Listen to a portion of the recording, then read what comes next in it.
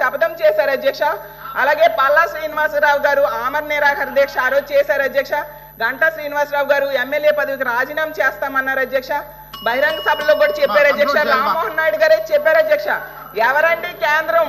మనం పన్నులు కడితే ఉన్నటువంటి కేంద్రం అది, మనం ఓట్లు వేస్తే ఉన్నటువంటి కేంద్రం. మీరెవరు అమ్మడానికి, వాళ్ళెవరు కొనడానికి అన్నారు అధ్యక్ష.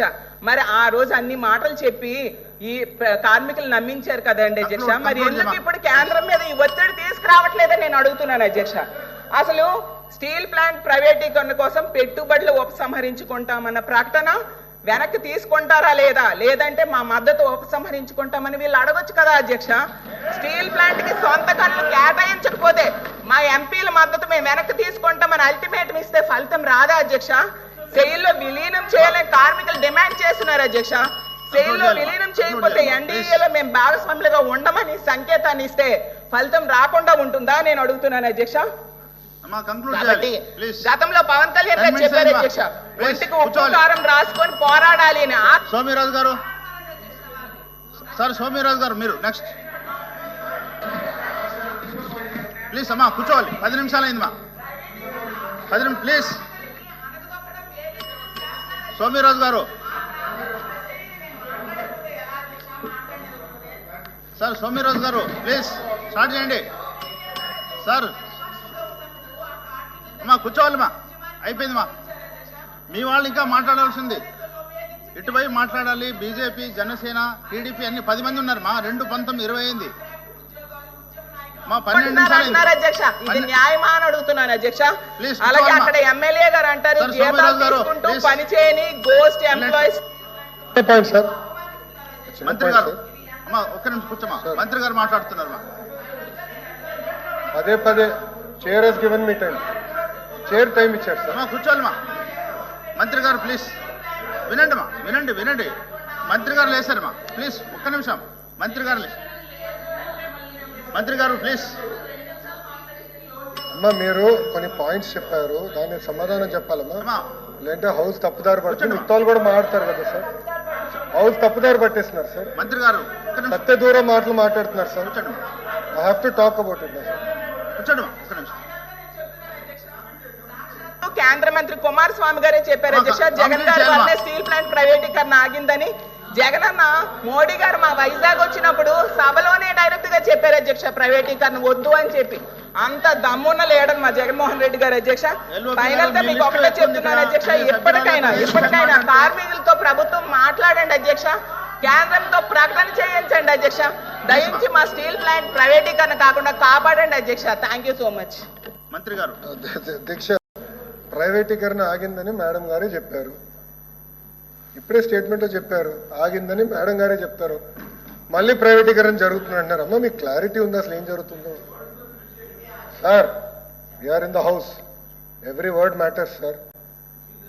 షీ హెస్ స్పెడ్ ఆగిందన్నారు, రికార్డ్ చుట్టుందంటే సభ వాయిదా వేద్దాం, చైర్ అనుమతితో సభ వాయిదా వేసి చెక్ చేద్దాం. ఆగిందన్నారు. మీరు ఫాలో అయినట్లేదు సార్, మేము అందరం ఫాలో అవుతున్నాం సార్. మాకు ఫాలో అవుతున్నాం మేము.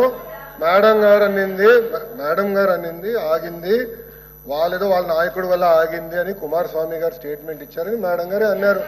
ఆగిందని అన్నారు కదా, మళ్ళీ ఎందుకు ఊకే ఇక్కడ వచ్చి గలబా చేస్తారు? నంబర్ 1. నంబర్ 2 మేడం గారు, నంబర్ 2 ఫస్ట్ ఆఫ్ ఆల్ నేనేం చెప్పానండి, మీరు కొంచెం ఫాలో అవ్వాలి సబ్జెక్ట్, ప్లీజ్ అండర్స్టాండ్. నేనేమన్నా ఆర్సిలర్ మిత్తల్కి మైన్ ఇస్తున్నాం అని చెప్పాను ఎక్కడ? ఎన్ఎండిసి నుంచి market prices they are going to buy slurry pipe line ద్వారా వస్తున్నామా. 270 కిలోమీటర్స్ పైప్ లైన్ వేస్తున్నారు, స్లర్రీ పైప్ లైన్. గన్నులు కేటాయించట్లేదు, ఎన్ఎండిసి మైనింగ్ చేస్తుంది. Raw material they will sell it to Arcelor Mittal. It is a clear transparent transaction. Absolutely sir, we will do it. Sir 14,000 కోట్ల రూపాయలు ఇచ్చిన వాళ్ళు మీరు ప్రశ్నిస్తారా? 5 సంవత్సరాలు మీరు పీకిందేంటి? 5 సంవత్సరాలు మీరు పీకింది చెప్తా నేను ఏంటండి మీ కెపాసిటీ అంటే 48%. 25,000 కోట్ల అప్ప మీరు మారుతారు. 79% 48% కెపాసిటీ యూటిలైజేషన్ తీసుకొచ్చారు. ఏంటి అధ్యక్ష వీళ్ళు మాట్లాడేది? సింగిల్ ఫర్నెస్ కి తీసుకొచ్చేసారు. ఇస్తున్నాం సార్. సింగిల్ ఫర్నెస్ కి తీసుకొస్తారు. వీళ్ళు మారుతారా? ఇది ఎంత అన్యాయం అధ్యక్ష? ఇది వీళ్ళు ఎట్లా చేస్తారు అధ్యక్ష? ఇది మీ ఎల్వీఎఫ్ గారికి అవకాశం ఎలా మారుతారు? ఇది మీరు కూర్చోవాలి ప్లీజ్. మంత్రి గారు సమాధానం అమ్మాలని చూసేది వాళ్ళు.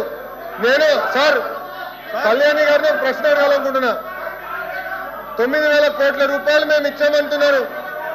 9,000 కోట్ల రూపాయలు మేము ఇచ్చాం కనుకనే థర్డ్ ఫర్నెస్ స్టార్ట్ అయింది.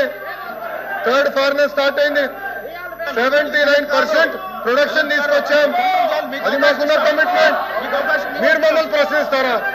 14,000 కోట్ల రూపాయలు తీసుకొచ్చిన మేము మమ్మల్ని మీరు ప్రశ్నిస్తారా? మంత్రి గారు చెప్పండి. ప్రైవేటైజ్ జరగదని చెప్పింది కొత్తగా చెప్తారా? ఓకే, అవుట్ సోర్సింగ్ విషయం మేడం గారు మాట్లాడారు. ఏం సార్, ఆల్రెడీ వాళ్ళు కాంట్రాక్ట్ ఉద్యోగస్తులుగా ఉన్నారు. Sir, I'm not yielding. I have right to talk. Sir LVF గారు I have absolutely right to talk. I am not yielding. నాకు హక్కు ఉంది సార్. ఎల్ఏపి sir, please. నాకు హక్కు ఉంది మారడానికి. నేను మంత్రిని సార్. ప్రజలు మమ్మల్ని ఇక్కడ కూర్చోబెట్టారు విశాఖ ఉక్కుని కాపాడడానికి. మీలాగా సొంత కేసుల కోసం ఢిల్లీకి వెళ్ళడం కాదు. మేము సొంత కేసుల కోసం ఢిల్లీకి వెళ్ళాం.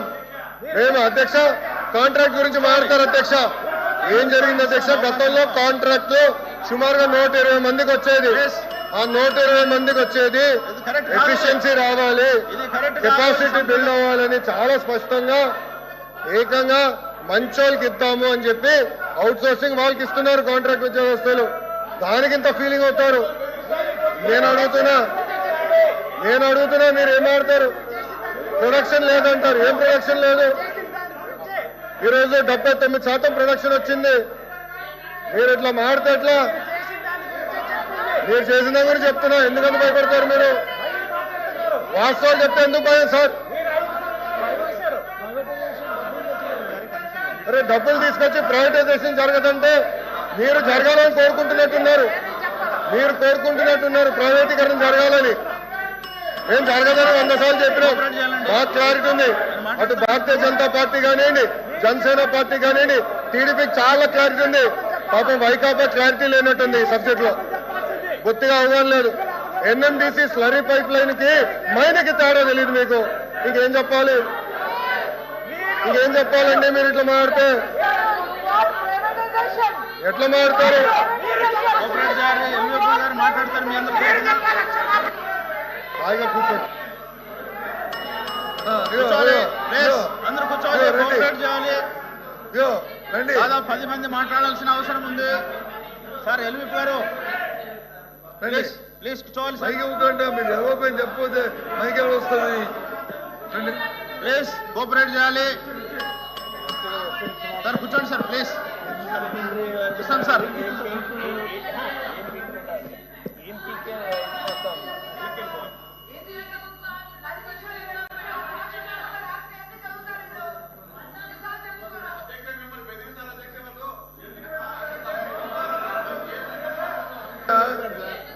అధ్యక్ష, ఎల్వీఎఫ్ గారు దయచేసి కూర్చోబెట్టండి. ఫస్ట్ కూర్చోమని చెప్పండి ప్లీజ్. కోఆపరేట్ చేయాలి.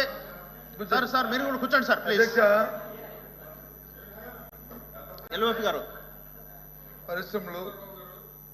పరిశ్రమలు పెట్టుబడులు